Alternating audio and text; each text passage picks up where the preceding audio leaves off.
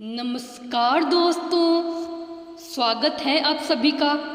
दोस्तों, आज की कहानी बहुत ही मज़ेदार होने वाली है। कहानी का नाम है किसान और कसाई। तो चलिए शुरू करते हैं। मोहन एक किसान था। वह दिन रात मेहनत कर अपने खेत में फसल उगाता था। उसके पास 2 बैल थे। दोनों बैल बहुत वफादार और मेहनती थे। दोनों बैल कभी भी अपने मालिक का बुरा नहीं सोचते थे। उन्हें उनका मालिक बहुत पसंद था। एक बार जंगल से गुजरते वक्त मोहन का पैर एक जाल में फंस गया। दोनों बैलों ने अपने मालिक की सहायता की। मोहन उनके स्वामी भक्ति से बहुत खुश हुआ।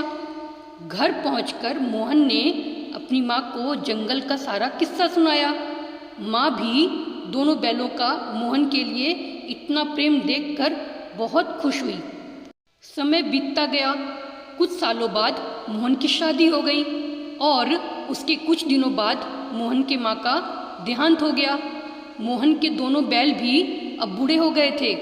उनमें काम करने की ताकत भी खत्म सी हो गई थी। एक दिन मोहन की पत्नी ने उससे कहा कि यह बैल अब किसी काम के नहीं हैं। दोनों को मुफ्त में खिलाना पिलाना पड़ेगा, इसलिए अब उन्हें बेच देना ही सही होगा।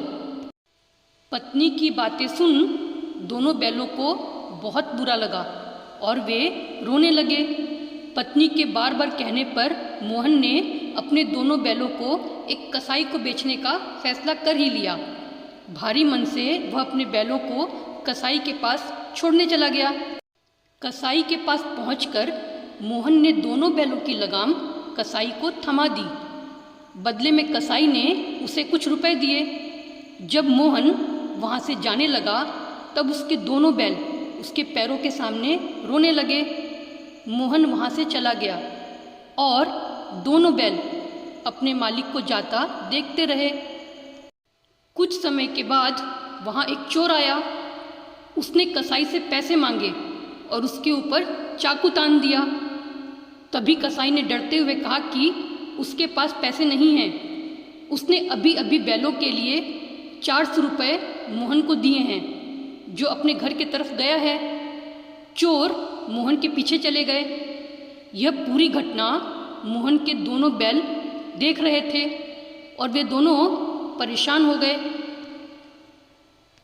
अपने मालिक को खतरे में देख दोनों बैलों ने कसाई को जोर से सींग मारी और रस्सी छुड़ा ली। दोनों बैल चोर के पीछे भागने लगे। रास्ते में मोहन को अकेला देख चोर ने उसे घेर लिया और उससे पैसे छीनने की कोशिश करने लगा, लेकिन तभी मोहन के दोनों बैल वहां आ गए। गुस्से में दोनों बैलों को अपनी तरफ आता देख चोर सकपका गया।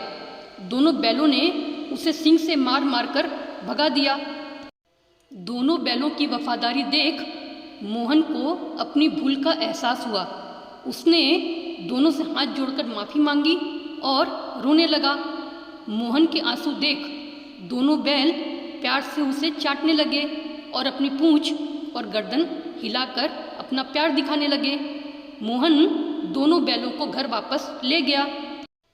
मोहन को बैलों के साथ वापस आता देख मोहन की पत्नी बहुत गुस्सा हुई।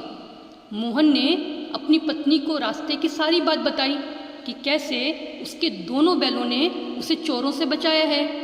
उसकी पत्नी को अपनी भूल का एहसास हुआ और उसने वादा किया कि अब वह इन दोनों बैलों को कभी भी मोहन से अलग नहीं करेगी।